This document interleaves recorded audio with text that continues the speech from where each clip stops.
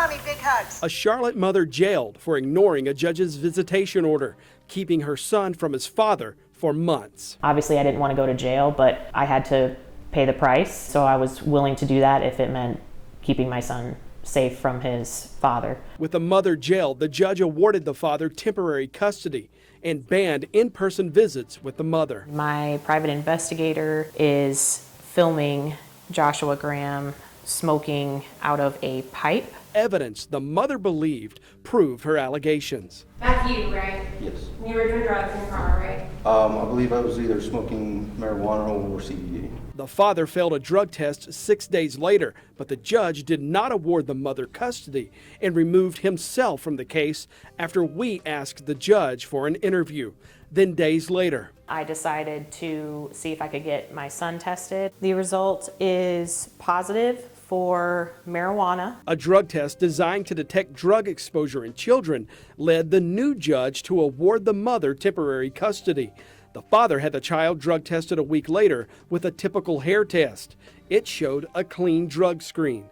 The judge then gave the child back to his father. The mother argues this is judicial retaliation after 2 Mecklenburg County judges have now removed themselves from the case. A new judge heard arguments over those conflicting drug tests this week. Here's the latest update in our Order of Protection investigation. Jackie Kent carried very little confidence as she walked into the Mecklenburg County Courthouse Thursday. I expect that, I'm hoping I get my son back, sole custody, physical and legal, but right now at this point, with how everything's gone, I don't know. Kent was there to convince a judge the hair drug test this lab performed on her son was not falsified. Her ex's attorney filed an emergency custody motion last week, telling the judge the child's positive drug test was a false hair follicle test.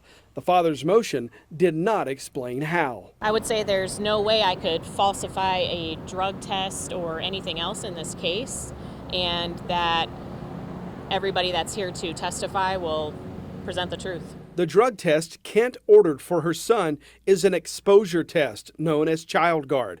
The United States Drug Testing Lab website claims this test is the only test designed to detect passive exposure to drugs in children, meaning the test can detect whether a child's contacted drug smoke, skin oil of a drug user, physical contact with drugs, or ingested drugs. Typical hair tests cannot test for exposure, according to the Drug Lab website.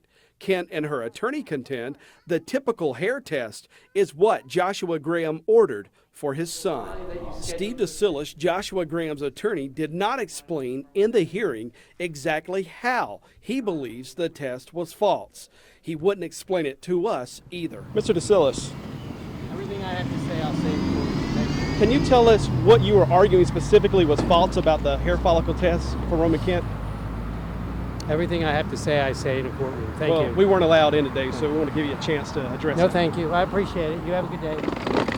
The new judge, Paige McThenia, would not allow us to record the Thursday hearing, so we can't show you what happened inside or show you what anyone said.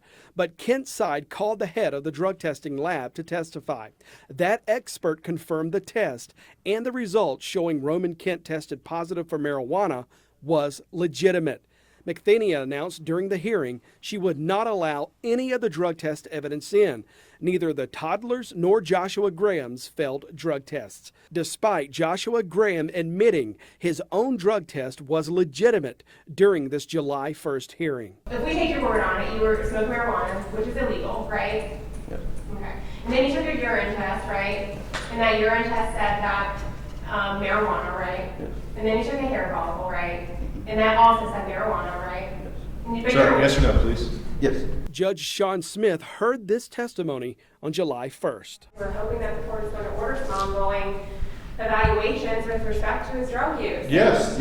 I will do that. I will do that. But Smith's handwritten order shows he never did, and neither did Judge McThenia. She just didn't accept it. She didn't admit it into evidence, and that was the biggest piece that we had to prove that Joshua Graham has already tested positive. He's testified to it, that he is an addict and that he continues to smoke marijuana, and she wouldn't admit the drug test, even though he already tested positive for it.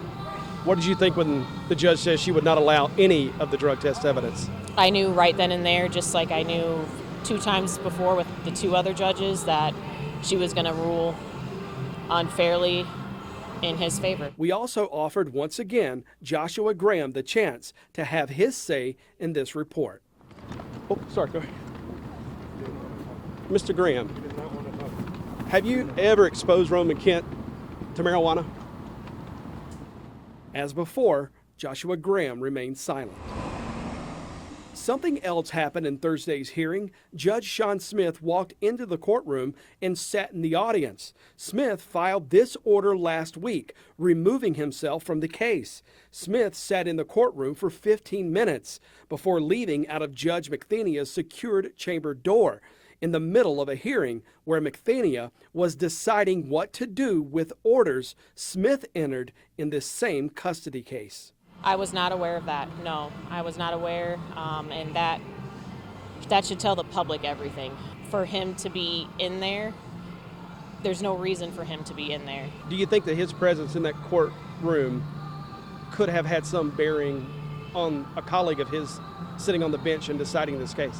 100%. There is no doubt in my mind, and I think that's exactly why he did it.